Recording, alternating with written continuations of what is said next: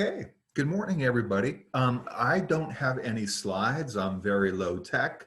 I'm going to keep this very simple. First, I just want to thank the organizers of the conference, and I also want to really compliment Elena and Bill on their presentations, which I thought were excellent. Again, my presentation is going to be a lot less technical, a lot less academic, for reasons which I think will become clear. Just a couple of quick notes. Also, I do want to say, as a former Ohioan, lifetime Ohioan, I think even though I'm living in Chicago, I do want to say hello to Joy and Kate and my colleagues and former colleagues at Ohio EPA. And just, a long time ago, I was a young agronomy major at Ohio State back when the Wisconsin glaciers were still pulling out of northern Ohio.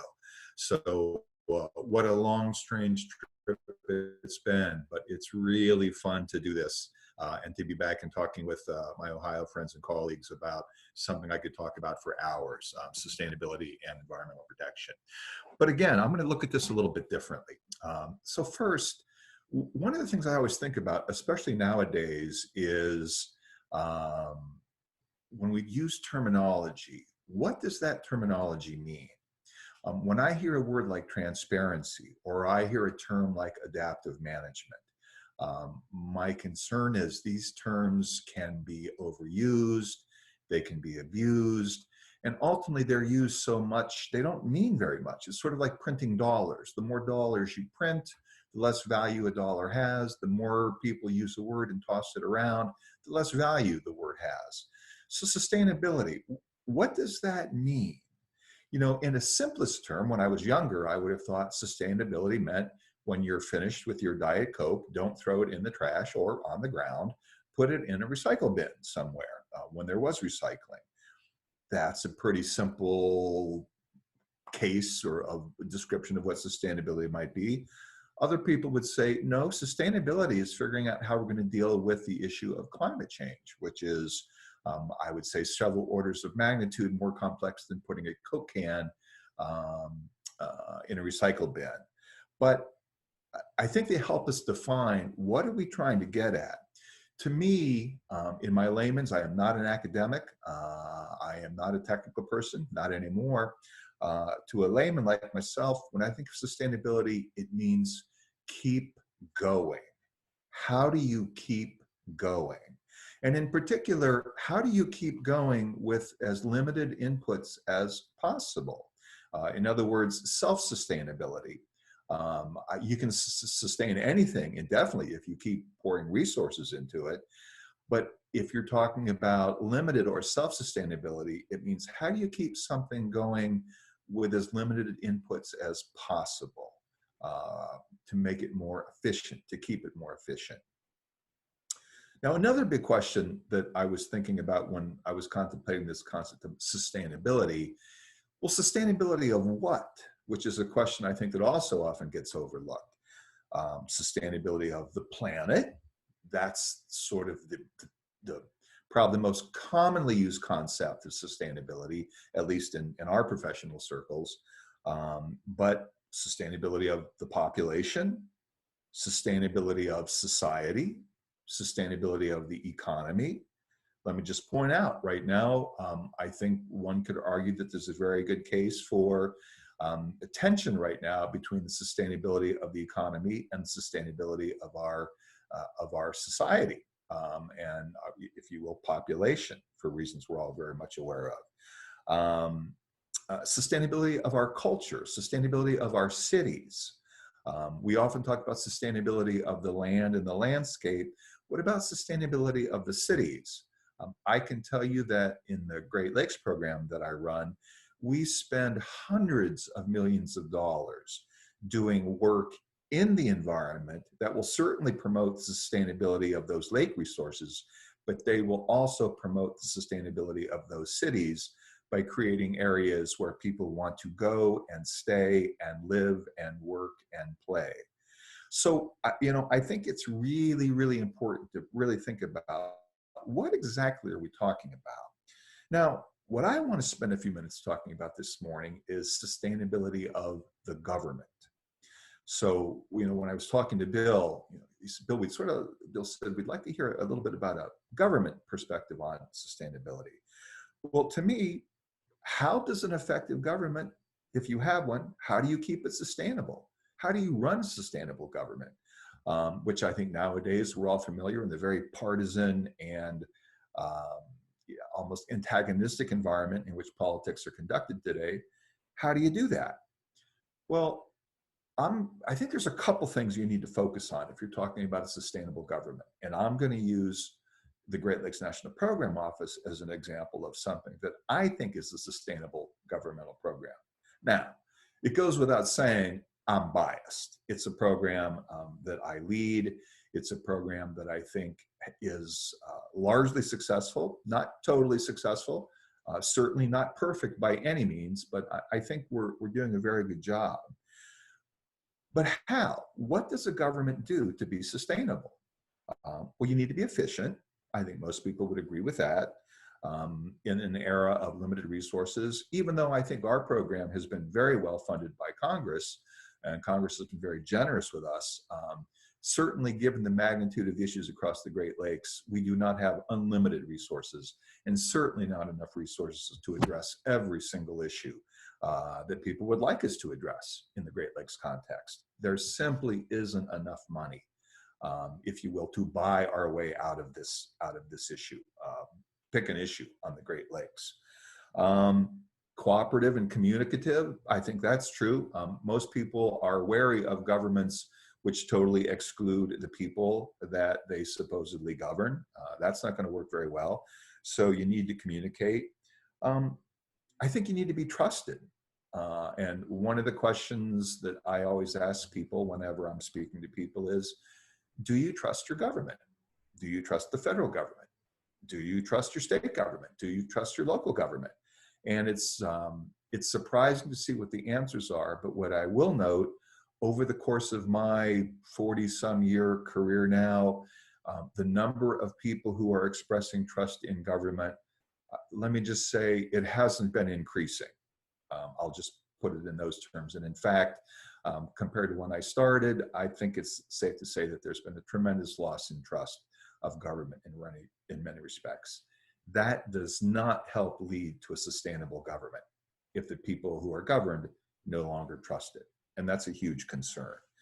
But I think nowadays, probably the thing I would focus on most for being sustainable government, and I wouldn't have always have said this during the course of my career, but where I am today, I think one of the key hallmarks of sustainability is flexibility.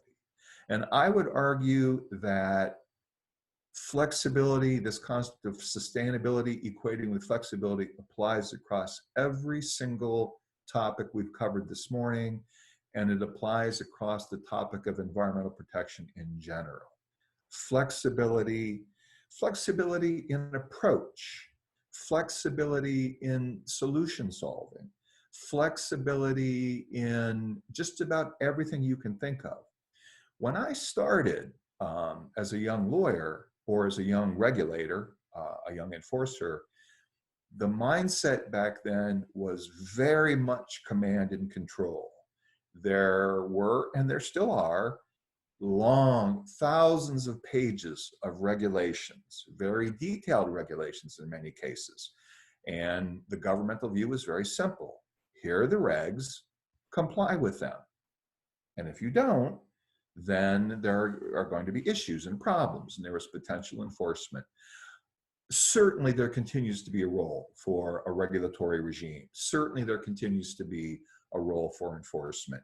You know, when I think about what this regulatory regime has done for the environment over the last 40 or 50 years, I think most of us would agree it is nothing but remarkable how far we've come. If you look at the quality of our air, the quality of our water, the extent to which wastes have been cleaned up, we are in a very different place than we were, again, 40, 50 years ago.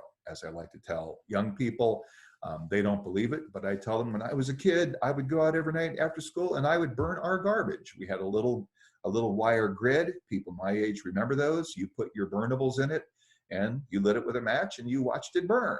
And everyone in the neighborhood had one. In my neighborhood, when it snowed, the snow didn't stay white for very long. Within a day or two, it would be gray because the plant just down the street from us emitted a tremendous amount of what we now call particulate matter, and it would turn the snow black over time. When I talk to young employees at EPA, they find this hard to believe, but many of us remember that with great clarity. But that regulatory regime, again, I think there is a place for it. It can work, but it is not the only approach. I happen to work, and I'm lucky, I work in a program, a federal program, the Great Lakes Restoration Initiative. It's sanctioned by Congress. You can find it in the Clean Water Act. There is one regulation that applies to what we do. One. That is unheard of across the federal environmental protection regime. And what that does is it allows us great flexibility to address the numerous problems that we are tasked with addressing. Everything from cleaning up areas of concern to dealing with nutrients in the Western Basin as well as across the Great Lakes, to protect habitat, to restore habitat, to deal with Asian carp. I mean, you name it. We have tremendous flexibility. And I think that flexibility, in large part, has allowed the Great Lakes National Program Office to work in an environment where no solutions are off the table. If it seems like it might work, we should talk about it. And let's not be too afraid of implementing something just because, this is new and different, and this is kind of scary. I get how new and different can be scary. I'm 61 years old, and as much as I'd like to say I have the mental flexibility of an 18-year-old, I do not. I think Bill mentioned, that it's hard sometimes to listen and to be open to new ideas, but it is the watchword, I think, for government nowadays. We have to continue across the government, and I think you're seeing this through the COVID response as an example. The government has to constantly be flexible in finding ways to do things because the old ways will not always work. One, the population, the view of government is very different from what it used to be. By way of example, think of the executive orders and what states are setting forth as being the conditions for reopening. Is everyone complying with those executive orders and those mandates? No. You read about the restaurant in Colorado. You read about lots of things. The point is, there's a very different view that people have towards government now than they did 40 or 50 years ago. And I think, to be candid with ourselves as governmental leaders and members of the government, we can't just take the view that what we say goes, period. We have to be able to work with the people that we govern, that the government governs. We need to listen to them, and we can't just assume we have all the right answers. So I don't want to go on for very long because I know we've got a panel discussion coming up. But I would just caution everybody, when we as environmental professionals think about the concept of sustainability, I think we need to move beyond the sort of the traditional concepts of sustainability that I grew up with and that many of us grew up with, about this sheer sustainability of the environment. And we also need to think about how that meshes with sustainability of institutions and economies and everything I've mentioned before. Again, at my age, I have many employees who are much younger than I am.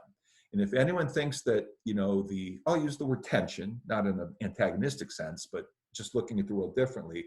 If everyone thinks that that doesn't exist between 60-year-olds and millennials, they are mistaken. It is very real. Younger people look at the world very differently than I do. And thank God, they're going to be facing a very different world with very different challenges than I faced. And they're going to need very different mindsets and great flexibility to be able to address that. So I know there's going to be questions, there's going to be a panel discussion. I don't want to go on for too long. Again, I just want to thank everybody for this wonderful opportunity. I mean, isn't this fun? We're talking to 200 people from, our bedrooms. I can see where people live. We can have a candid discussion. We can talk, all from the comfort of our homes. Again, flexibility. This was unthinkable even a couple years ago that we would ever be able to do something like this. But on that, I will close. I just want to thank the organizers for putting up with me for 20 minutes. I want to thank the audience, and I'll stop there and proceed however we will. So thank you very much. Thank you, Chris, for raising some really interesting questions, right?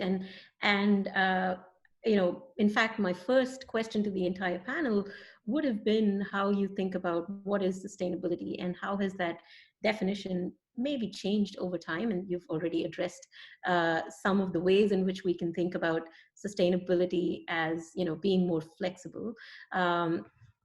So if we were to, just push that a little further, to what extent can you be flexible while still maintaining sort of an equilibrium? If you want to have sustainable institutions, when do you stop being flexible and move into a different setup or a different regime, right? So when do you start being too flexible, and when do we identify where we need to maintain some sort of stability, right? Is that something you want to address? And I will pick everyone's brain on this.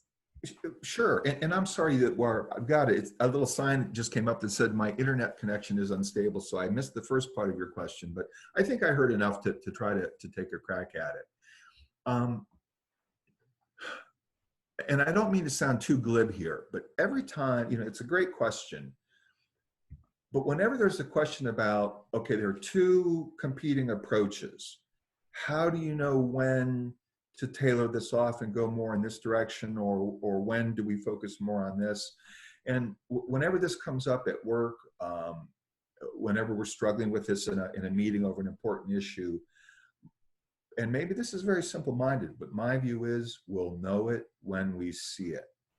We will know if on a given issue, when we're taking an approach, we're going to know when, we've got to be a little more doctrinaire here. We can't just sort of let the good times roll and let people do whatever they want. There are other occasions where, looking at what's happening on a particular environmental problem, we'll realize, boy, if there was ever a time where flexibility is required, this is going to be it. So I guess I don't think there's a hard and fast line about when to draw a hard and fast line. I don't think that really exists. And I think, like everything else, if I'm learning anything from younger people, and if I've learned anything over the course of my career, it's that let's be wary of drawing boundaries and drawing lines between how we take approaches too early. I think that's something, and again, the concept of adaptive management is way overused. But to me, adaptive management is something that is constantly part of our brain. Adaptive management isn't something that we should talk about.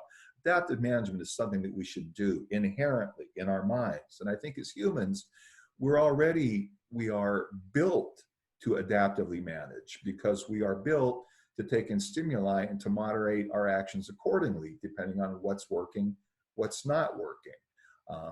I think for all the talk about adaptive management, it is not that difficult a concept. It's learning what works and learning lessons when something doesn't work, and incorporating those lessons when moving forward. So that's a really long roundabout answer, but I think, again, it's finding the right balance, as it is on every issue that we have to deal with. Every issue that we talked about today is about finding an appropriate balance. There's one more question directed to you, Chris, and that is, what do you think are the biggest issues in the Great Lakes right now, and what solutions to those problems would you consider fitting in the box as sustainable? So That's a great question. So I'm going to answer it like this. We have, you know, 5 or 6 tremendous problems that we have been expressly tasked to deal with under the Great Lakes Restoration Initiative. As I mentioned before, areas of concern. Um, just by way of history, there were 43 highly contaminated areas identified pursuant to the Great Lakes Water Quality Agreement back around 1987, a long time ago. For many, many years, there was very little action taken to clean those up. Since the GLRI began providing us substantial fiscal firepower, we have been really moving hard with partners like the state of Ohio, some of the people on this call, to move much more aggressively to try to clean those up. And when, as I said before, when you clean those up, these are typically former Rust Belt areas in Great Lakes harbor towns. You clean them up, it's amazing. I like to say, if you clean it, they will come. You can